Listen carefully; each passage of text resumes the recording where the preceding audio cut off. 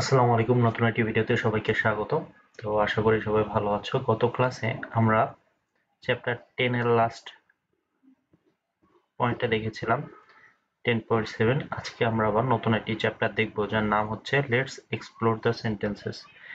তো let's explore the sentences এই চ্যাপ্টারের মূলত আমাদের শিক্ষণীয় বিষয় হচ্ছে আমাদের সেন্টেন্স কি, কত প্রকার, সেটা হচ্ছে চিহ্নিত করা। ঠিক আছে, গল্পের মাধ্যমে বা সরাসরি। তো প্রথমেই এই সেন্টেন্সের শুরুতে দেখো এক্সপ্লোর দিয়ে শুরু করা। এক্সপ্লোর মানে কি? এক্সপ্লোর বলতে সাধারণত কোনো কিছু বের করা বা কোনো কিছুর গভীরে যাওয়া, সেটাকে এক্সপ্লোর করা বলে। ঠিক আছে, তো সেন্টেন্সের সাধারণত সেন্টেন্স বলতে কি আমরা বাক্য বুঝে থাকি, কিন্তু এই বাক্যর ভিতরে যে অর্থের দিক থেকে, গঠনগত দিক থেকে, ঠিক আছে, অনেক রকম হয়, সেটা কিন্তু আমরা জানি না। তো সেটাই আমাদের বের করতে হবে। তো এই চ্যাপ্টার শুরুতেই প্রথমে কিছু ভোকাবুলারি দেওয়া আছে, সেগুলোর অর্থ আমরা জেনে নিব, তারপরে আমরা একে একে প্রতিটা টপিক নিয়ে আলোচনা করব। তো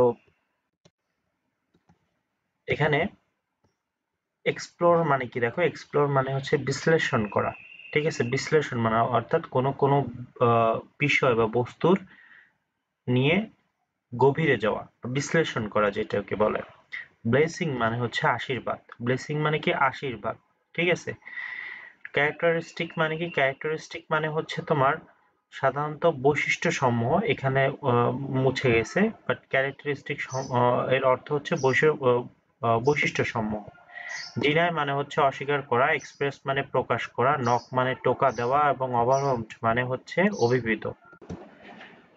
তো এইখানে হচ্ছে ক্যারেক্টারিস্টিক বলতে অস্বীকার করা, এক্সপ্রেস মানে হচ্ছে প্রকাশ করা, ক্যারেক্টারিস্টিক বলতে হচ্ছে ডিনাই বলতে অস্বীকার করা, আর ক্যারেক্টারিস্টিক মানে বৈশিষ্ট্য সমূহ। কি বললাম? বৈশিষ্ট্য সমূহ। কোনো একটা বস্তুর বৈশিষ্ট্য থাকে, সবারই কিছু না কিছু বৈশিষ্ট্য থাকে, সেটাকে আমরা কি বলি? ইংলিশে বলি ক্যারেক্টারিস্টিক।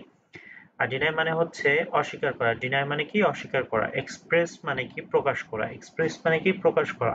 সেটা তুমি দেখা যাচ্ছে তোমার একটা মতামত প্রকাশ করতে পারো, বা তুমি দেখা যাচ্ছে পত্রিকা দেখবে, কোনো তথ্য যখন কোনো একটা বিষয় নিয়ে প্রকাশ করা, মানে কোনো একটা বিষয় নিয়ে লেখালেখি করা হয়, সেক্ষেত্রেও তখন এক্সপ্রেস ওয়ার্ড ব্যবহৃত হতে পারে। যেমন হচ্ছে এক্সপ্রেসওয়ে সিনোনিম বা সমার্থক শব্দ হতে হতে পারে হচ্ছে তোমার পাবলিশ করা বা প্রকাশ করা। ঠিক আছে। নক মানে কি? নক মানে টোকা দেওয়া।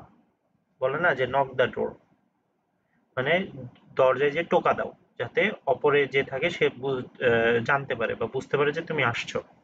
ওভারওয়েলমড। ওভারওয়েলমড কি বলে? ওভারওয়েলমড মানে হচ্ছে অভিভূত। ওভারওয়েলমড মানে কি? অভিভূত। মানে হচ্ছে যখন কোনো একটা বিষয় নিয়ে, ঠিক আছে, যখন কোনো একটা বিষয় নিয়ে তুমি বেশি আবেগে আপ্লুত হয়ে যাচ্ছ, তাকেই বলা হচ্ছে ওভারওয়েলমড। ঠিক আছে। চেরিশ মানে কি? লালন করা। এই চেরিশ বলতে হচ্ছে স্বপ্ন লালন পালন করা বোঝায়, যে প্রতিটা মানুষের তার বুকের মধ্যে তার স্বপ্নকে লালন পালন করে, এইটাই। তো আই হোপ বুঝতে পারছো। এখানে ক্যারেক্টারিস্টিক্স এর অর্থ দেওয়া নেই, এটা লিখে নিবা। এটার অর্থ হচ্ছে বৈশিষ্ট্য সমূহ। তো এখানে 11.1 এ আমাদের এখানে একটা টিচার এবং একজন স্টুডেন্টের মধ্যে কথা হচ্ছে, একজন টিচার এবং একজন স্টুডেন্ট। ওকে। তো টিচার হচ্ছে কে? টিচার হচ্ছে, ইনি হচ্ছে টিচার। এখানে তো বোঝা যাচ্ছে কে টিচার আর কে স্টুডেন্ট। এনাদের কথোপকথন, দেখো আমি কিছু ইয়েলো কালার দিক, দেখো আমি ই করে রাখছি, দাগায় রাখছি। ওকে। এগুলো আমরা পরে জানবো, এগুলো কেন দাগাইছি এগুলো আমরা পরে জানবো। আগে দেখি যে তাদের মধ্যে কি কনভারসেশনটা হচ্ছে। প্রথমত, the conversation is taking place between Nurul Abedin sir, মানে ইনি হচ্ছে নুরুল আবেদিন স্যার, একজন ফিজিক্যাল এডুকেশন টিচার, অর্থাৎ শারীরিক শিক্ষার একজন শিক্ষক, এবং হচ্ছে মেয়েটার নাম কি? নাম হচ্ছে রুনু। এই রুনু হচ্ছে তার একটা ফেভারিট স্টুডেন্ট। ওকে। তো রুনু কি বলতেছে দেখো, আসসালামু আলাইকুম স্যার, হাউ আর ইউ। মানে রুনু হচ্ছে বলতেছে যে সালাম দিল, তারপর জিজ্ঞাসা করতেছে স্যার আপনি কেমন আছেন। তো যেহেতু আমাদের এই চ্যাপ্টারটা আমরা কি সেন্টেন্স স্ট্রাকচার নিয়ে বা সেন্টেন্স কে আমরা এক্সপ্লোর করব সেন্টেন্সে, তো সেই ক্ষেত্রে আমাদের কিন্তু প্রতিটা সেন্টেন্সে কিন্তু খেয়াল করতে হবে। ওকে, গঠনগত দিক বা অর্থের দিক থেকে। তো জিজ্ঞাসা করতেছে, কি করতেছে, জিজ্ঞাসা করতেছে যে how are you. Abedin sir বলল কি, দেখো, great to see you Runo, I am doing fine. তোমাকে দেখে অনেক ভালো লাগলো Runo, I am doing good, আমি খুব ভালো আছি। রুনু বলতেছে স্যার, উইথ ইউর ব্লেসিংস, আপনার আশীর্বাদে। এটা বলা যাবে না, ঠিক আছে, এটা কি একটা শিরক, এটা বলা যায় না। এটা ইসলামে যারা আমরা মুসলিম তারা এটা বলতে হয় না যে উইথ ইউর ব্লেসিং, আপনার আশীর্বাদে, আপনার দোয়ায় আমি ভালো পেয়েছি, এটা বলা যায় না, এটাকে বলে শিরক করা হয়, ঠিক আছে। তো এটা বলতে হয় না, আসলে এটা আমরা ভুল করি, শিরক করতে হয় না। শিরক করলে আল্লাহর সাথে কাউকে সমতুল্য করা বোঝায়, ঠিক আছে, আর আল্লাহ এটা পছন্দ করেন না। তো যাই হোক, স্যার উইথ ইউর ব্লেসিংস, আমি হচ্ছে আপনার আশীর্বাদে, যেটা কখনো বলতে হয় না, হ্যাঁ, বাট এখানে যেহেতু লিখে দিচ্ছে আমাদের তো উচ্চারণ করতে হবে। And I have got a GPA of 5 in HSC, আমি হচ্ছে এইচএসসি তে জিপিএ 5 পেয়েছি। আবেদিন স্যার বলতেছে wow, that's brilliant. Abedin sir বলল কি, আহ, আবেদিন স্যার বলল ওয়াও, কি চমৎকার, খুবই ভালো, ঠিক আছে। So far as I can remember, you also got a GPA 5, GPA of 5 in SSC. তুমিও হচ্ছে GPA 5 পেয়েছো, এসএসসি তেও তো GPA 5 পাইছো। রুনু বলছে রাইট স্যার। আবেদিন স্যার আবার বলতেছে so what are you planning to study in future, তুমি ভবিষ্যতে তোমার পড়াশোনা নিয়ে কি পরিকল্পনা করতেছো। রুনু বলতেছে I would like to be a scientist, আমি একজন সায়েন্টিস্ট হতে চাই। I want to study physics at university, আমি ফিজিক্স নিয়ে হচ্ছে ইউনিভার্সিটিতে পড়াশোনা করতে চাই। আবেদিন স্যার বলল that sounds like a good plan, এটা খুব অনেক ভালো পরিকল্পনা। এবার রুনু বলতেছে please take care of your health sir, sir আপনার হচ্ছে কি, আপনার শরীরের যত্ন নেবেন দয়া করে। আবেদিন স্যার বলল good lakh Runu, good luck Runu, and Runu বলল থ্যাংক ইউ স্যার, ঠিক আছে। তো এখানে দেখো, এখানে একটা জিনিস খেয়াল করো যে তাদের মধ্যে কি নিয়ে কথোপকথন হলো। তাদের মধ্যে খুব স্বাভাবিক যে নুরুল আবেদিন স্যার এবং তার একজন ফেভারিট স্টুডেন্ট রুনু, যারা একজন আরেকজনের দেখা হয়, দেখা হলে তাদের মধ্যে কথোপকথন হয় যে রুনু হচ্ছে এইচএসসি তে জিপিএ 5 পাইছে এবং তার স্যারকে জানায়, স্যার তাকে কনগ্রাচুলেট করে, ঠিক আছে, যে সে খুব ভালো করছে এবং এসএসসি তেও করছে, এবং জিজ্ঞাসা করে যে তোমার ভবিষ্যতে পরিকল্পনা কি। পরে তার স্টুডেন্ট রুনু সে বলে যে না স্যার, আমার ভবিষ্যতে আমি একজন সায়েন্টিস্ট হইতে চাই, ফিজিক্স নিয়ে পড়তে চাই ভার্সিটিতে। পরে তার যে স্যার নুরুল আবেদিন স্যার সে বলে খুবই ভালো, তোমার জন্য বেস্ট অফ লাক, ঠিক আছে। তখন রুনু বলে থ্যাংক ইউ স্যার, আপনি কি করবেন, আপনার শরীরের যত্ন নেবেন, তাই বলে তারা হচ্ছে কথোপকথন শেষ করে দেয়। ওকে, তো খেয়াল করো এখানে আমরা কিন্তু অনেক রকম সেন্টেন্স দেখতে পাইছি। কেমন, হাউ আর ইউ, জিজ্ঞাসা করা হচ্ছে যে স্যার আপনি কেমন আছেন। আই এম ডুইং গুড, সে তার অবস্থা সম্পর্কে বলতেছে। ওয়াও দ্যাটস ব্রিলিয়ান্ট, দেখো সে অবাক হয়ে যাচ্ছে যে খুবই ভালো, কারণ সে এইচএসসি তেও প্লাস পেয়েছে, এসএসসি তেও প্লাস পাইছে, তো এটা খুব ভালো না। পরে তার আবেদিন স্যার দেখো কিছুটা হয়ে গেছে, ওয়াও দ্যাটস ব্রিলিয়ান্ট, সে কিন্তু বিস্ময় হয়ে গেছে। তারপরে দেখো please take care of your health, সে হচ্ছে প্লিজ টেক কেয়ার, সে হচ্ছে অনুরোধ করতেছে যে স্যার আপনার আপনার হচ্ছে শরীরের যত্ন নেবেন। থ্যাংক ইউ, থ্যাংক ইউ বলতে কি, থ্যাংক ইউ জাস্ট এখানে কিন্তু দেখো কোনো সাবজেক্ট নেই, থ্যাংক ইউ দিয়ে সাধারণ বিবৃতি দেওয়া হচ্ছে, সাধারণ ছোট্ট করে। তো খেয়াল করো পাঁচটা সেন্টেন্স কিন্তু পাঁচ রকম এখানে, এই পাঁচটা সেন্টেন্স পাঁচ রকম কেন, অর্থ অনুযায়ী পাঁচ রকম। এখানে দেখো I can remember you also got a GPA 5, এটাও কিন্তু এই যে আই এম ডুইং গুড এটার মধ্যেই পড়ে। আবার আই হ্যাভ গট, এটাও কিন্তু এই যে আই এম ডুইং গুড এর মতোই বিবৃতি দেওয়া হচ্ছে। What are you planning to study in future, এটাও কিন্তু এই যে হাউ আর ইউর মধ্যেই পড়তেছে, দুইটাই কিন্তু কোশ্চেন। তার মানে ঘুরে ফিরে এর মধ্যে এই পাঁচটা স্ট্রাকচার নিয়ে কথা বলা হয়েছে। বাট আমরা এই পাঁচটা স্ট্রাকচার চুজ কেন করছি তোমাদেরকে দেখাবো এবার। সেটা হচ্ছে 11.2 তে, খেয়াল করো 11.2 তে আমাদের যে সেন্টেন্সটা পাঁচ প্রকার, সেই সেন্টেন্সটা গুলো এখানে লিখতে হবে, এখান থেকে বের করে লিখতে হবে, লেখার পর সেগুলো গঠন নিয়ে আলোচনা করতে হবে, সেগুলোর ফিচার্স নিয়ে আলোচনা করতে হবে বা ক্যারেক্টারিস্টিক বৈশিষ্ট্যগুলো নিয়ে। তো খেয়াল করো এখানে আমি পাঁচটা দিয়েছি, তাই না? 5টা লিখেছি ইয়েলো কালার দিয়ে। তো 5টা হচ্ছে তোমার, প্রথমটা দেখো হাউ আর ইউ, পরের 4টা কি I am doing good, wow that's brilliant, please take care of your health, thank you. তো এই পরের 4টা হচ্ছে এখানে যদি বসাই দিই, এদের স্ট্রাকচার কি হবে, ফিচার্স কি হবে।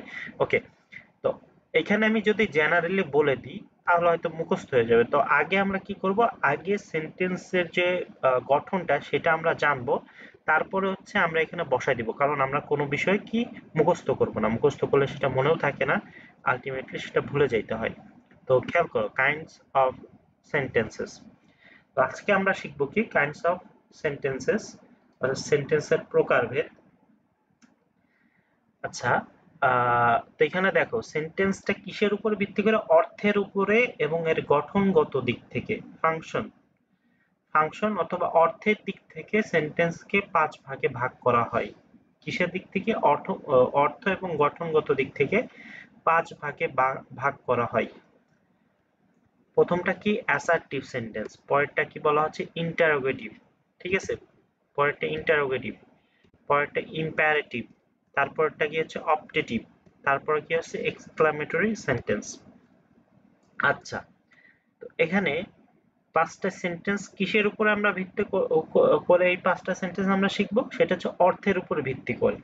তাহলে অবশ্যই প্রথম যে অ্যাসার্টিভ সেন্টেন্সের অর্থটা সেটা বাকিগুলোর সাথে মিলবে না, ইন্টারোগেটিভ সেন্টেন্সের যে অর্থটা সেটা অন্য অন্য সেন্টেন্সের সাথে মিলবে না, একটা সেন্টেন্সের অর্থ আরেকটা সেন্টেন্সের থেকে ভিন্ন।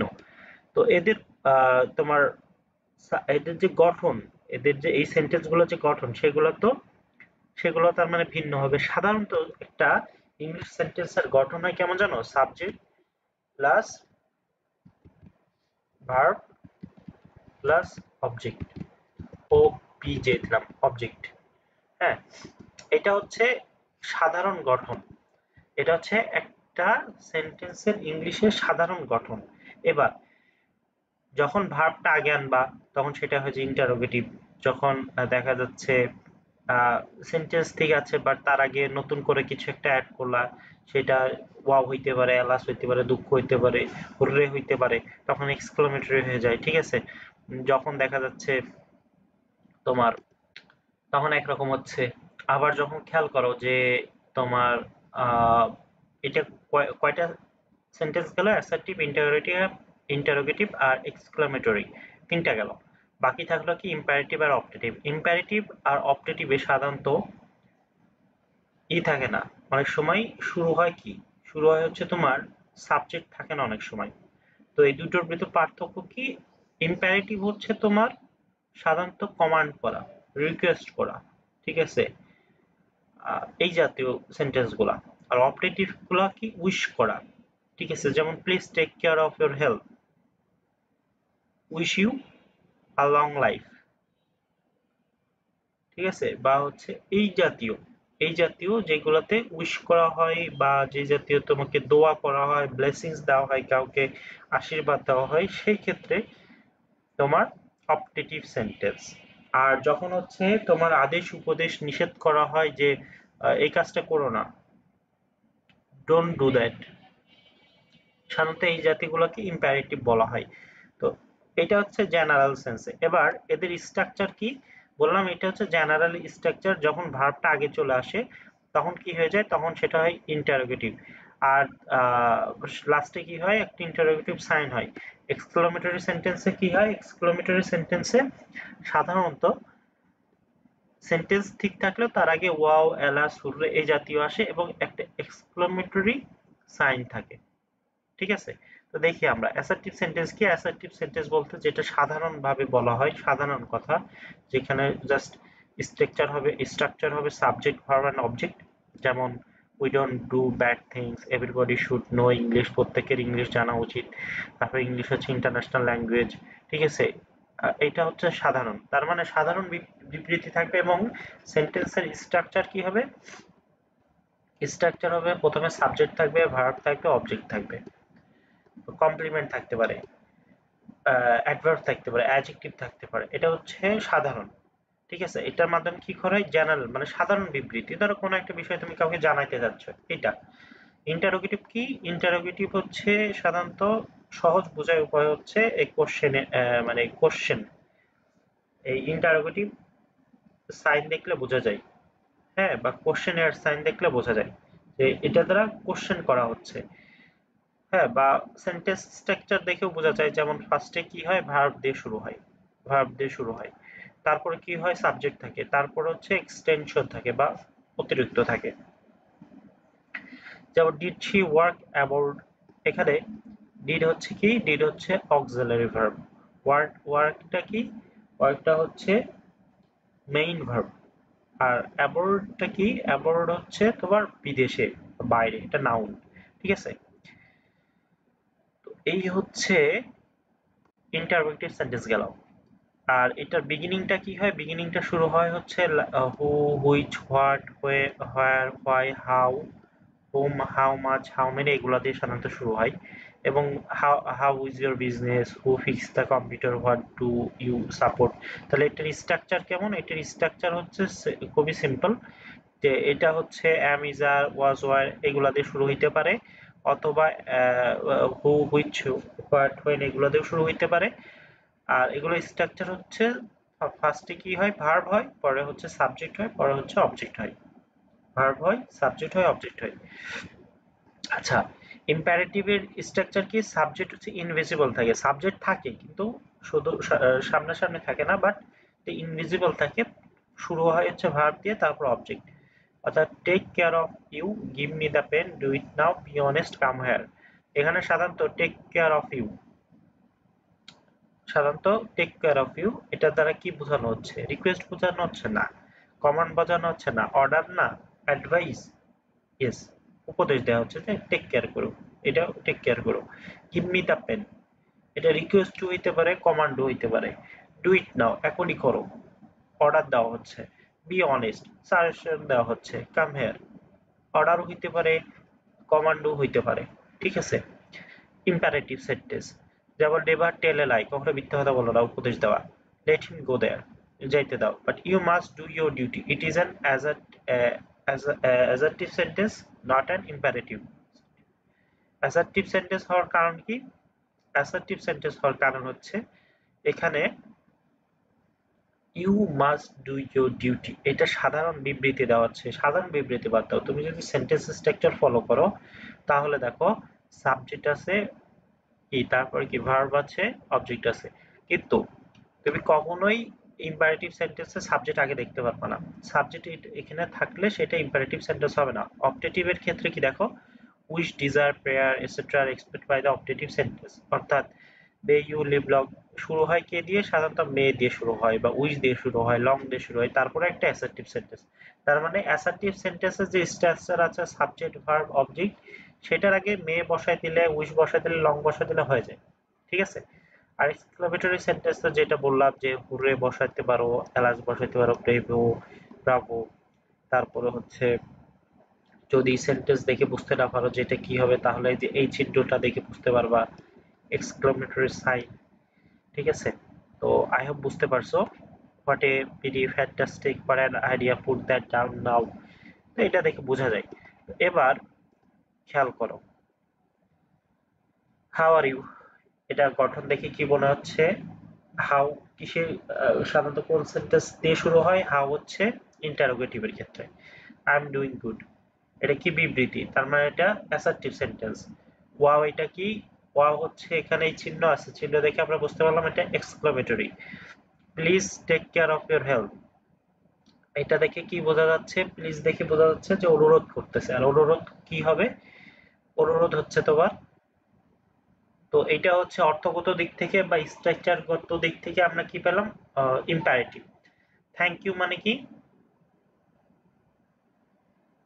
Please take care of your health, thank you এটা কি, আচ্ছা দুঃখিত, please take care of your health, এটা হবে হচ্ছে তোমার অপটেটিভ, ওকে। কারণ কি, এই যে প্লিজের জন্য, ঠিক আছে, প্লিজের জন্য অপটেটিভ হচ্ছে। আর থ্যাংক ইউ হচ্ছে কি, থ্যাংক ইউটা হচ্ছে তোমার ইম্পারেটিভ সেন্টেন্স। তো এখানে দেখো, ইম্পারেটিভ সেন্টেন্স কি হয়, রিকোয়েস্ট দ্বারা শুরু হয়, তাই না, ইম্পারেটিভ সেন্টেন্স রিকোয়েস্ট দ্বারা শুরু হয়, সেই ক্ষেত্রে দেখো এখানে এই যে টেক কেয়ার, প্লিজ বলতে কি রিকোয়েস্ট করা, তার মানে এটা ইম্পারেটিভ সেন্টেন্সই হবে, যদিও অর্থগত দিক থেকে অন্যরকম মনে হলেও এটা যেহেতু প্লিজ আছে, প্লিজটা কি, প্লিজটা হচ্ছে তোমার এটা দ্বারা রিকোয়েস্ট বোঝায়। ওকে, তো এই জন্য হচ্ছে এটা ইম্পারেটিভ সেন্টেন্স। কিন্তু প্রবলেম হচ্ছে থ্যাংক ইউ, থ্যাংক ইউ কি একটা সেন্টেন্স? কেউ বলতেছে ফ্রেজ বলে, কেউ বলে এটাকে না এটা একটা পূর্ণাঙ্গ সেন্টেন্স হইতে পারে, কারণ এটার পরিপূর্ণ রূপ কি জানো? এটার পরিপূর্ণ রূপ হচ্ছে I thank you, I thank you.